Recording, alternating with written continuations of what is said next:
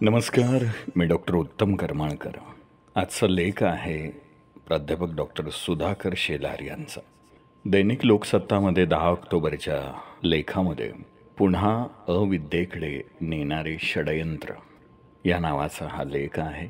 Doctor Shelar असे म्हणतात, विद्येविना मती, नीती, गती, वित्त हे सगळं जातं आणि आश्रिताचं जीणं जगावं लागतं. हे महात्मा फुले यांचं सांगणं आजच्या विद्वानांना एकूण सामाजिक शैक्षणिक व्यवस्थामागील राजकीय षडयंत्राची उमज नसल्याने समजेनासं झालं आहे.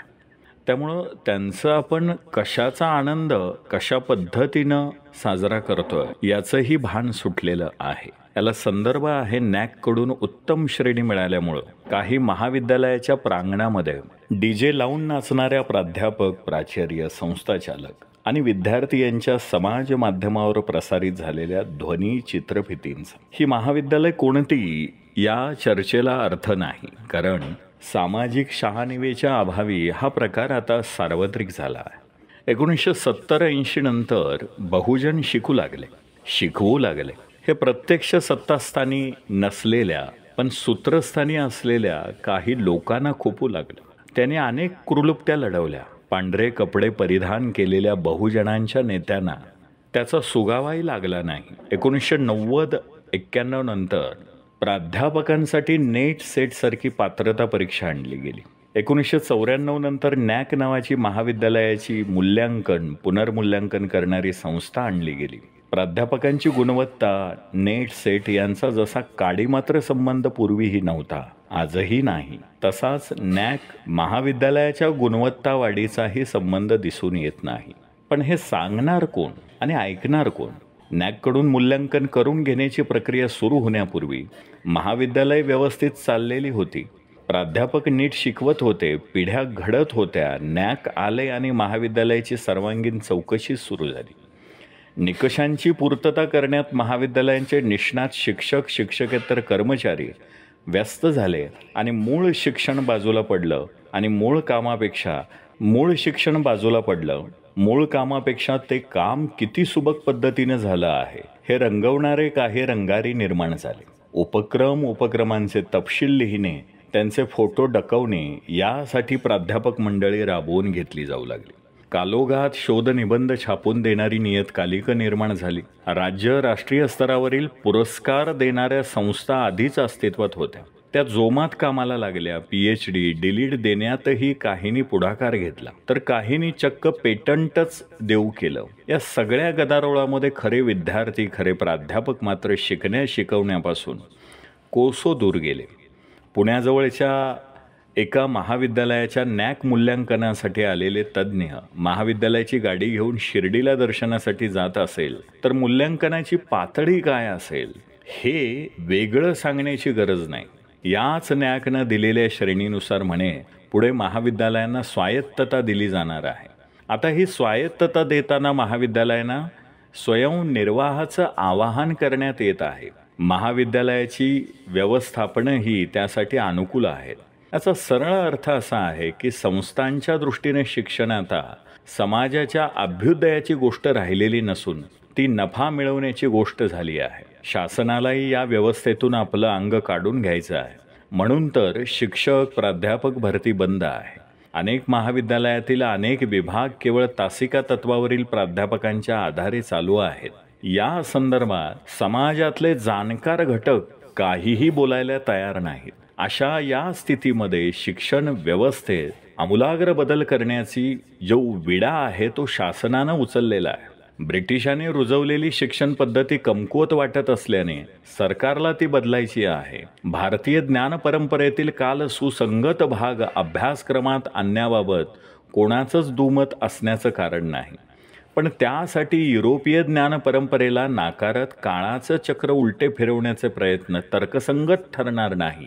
भारतीय तत्वज्ञान शिकवण्याचा आग्रह एका बाजूला आणि कौशल्यावर आधारित अभ्यासक्रमाची मांडणी दुसऱ्या बाजूला, याचा मेळ घालताना अभ्यास मंडळांना तारेवरची कसरत करावी लागत आहे. शिक्षक भरती न करता शैक्षणिक धोरण बदलण्याचा शासनाचा हा आग्रह त्यामुळेच वदतो व्याघात ठरतो आहे. शिक्षक संघटनांनी खरं तर याविरुद्ध आवाज उठवायलाच हवा.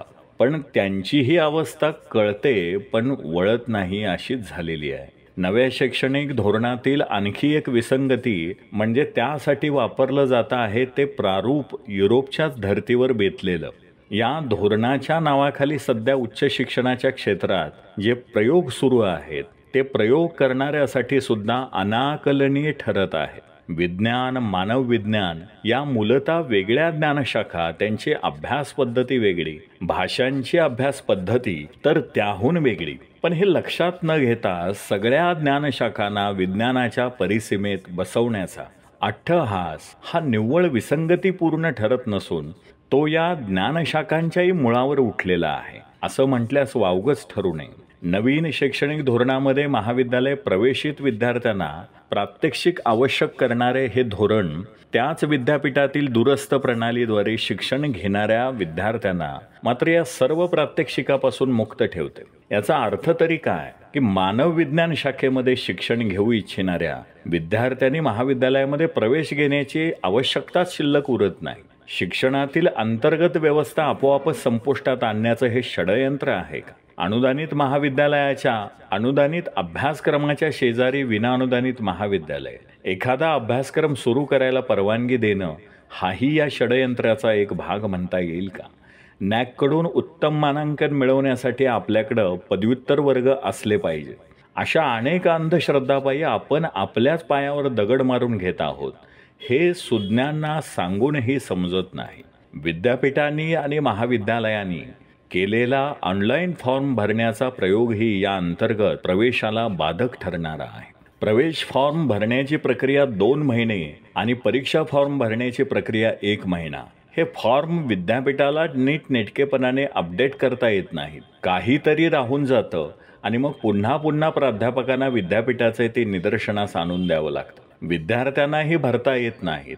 मग प्राध्यापकांना हे काम करत बसावं लागतं. त्यात पुन्हा आधार कार्ड नोंद केल्यानंतर मोबाईलवर येणारा OTP, तोपर्यंत विद्यार्थ्याचे त्याच्या पालकाचे बाद झालेले सिम कार्ड, असे प्रश्नच प्रश्न आहेत. आयफेल टॉवरवर बसून धोरणं आखणाऱ्यांना हे कधी समजावं आणि उमजावं हे कळत नाही. करोना काळात विद्यार्थ्यांच्या हाती आलेल्या मोबाईलचा वापर अभ्यासाऐवजी इतर बाबीसाठी अधिक होऊ लागला. समाज माध्यमांच्या गेमिंगच्या विळख्यामध्ये सापडलेला विद्यार्थी वर्गात बसायला तयार नाही. त्याच्या वर्गातील अनुपस्थितीचा प्रश्न दिवसेदिवस बिकट होत चाललाय. विनाअनुदान महाविद्यालयांची संख्या वाढल्याने एकूणच महाविद्यालयामध्ये विद्यार्थी संख्येसाठी रस्सीखेच सुरू झाली आहे आणि त्यातून मग अनुपस्थित संमती उत्तीर्ण करण्याचं पॅकेज प्रवेशावेळीच दिलं जातं. अस्तित्व टिकवण्यासाठी अनुदानित महाविद्यालयांनाही असा मार्ग अनुसरावा लागत आहे. शिक्षण व्यवस्थेची घडी विस्कटली आहे. ती पुन्हा जशीच्या तशी बसवणं अवघड आहे आणि त्यासाठी नवी घडी तरी नीट घालायलाच हवी आणि नेमकं तेच आम्हाला जमेन असं झालंय. शिक्षण हे कौशल्यावर आधारित अभ्यासक्रमावर भर या गोंडस नावाखाली बहुजन समाजाची वैचारिकतेपासून फारकत करण्याचं हे उद्दिष्ट या धोरणामध्ये अधोरेखित होताना दिसतं आहे. विशिष्ट समाजानं फक्त सेवा क्षेत्रात योगदान द्यावं हा छुपा उद्देश यात दडलेलाच नाही असं म्हणता येणार नाही. पण हे उमगावं कोणाला?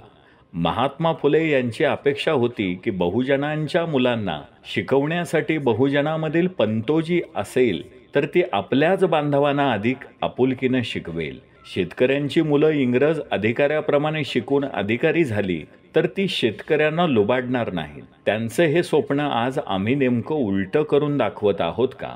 बहुजनांची मुलं अधिकारी होऊन शेतकऱ्यांना लुटत आहेत. शिक्षक प्राध्यापक होऊन अशी नाचत आहेत. शिक्षण क्षेत्र वाचवायचं असेल तर प्राध्यापकांनी असे नाचकाम थांबवून वस्तुस्थिती समाजासमोर आणायला हवी.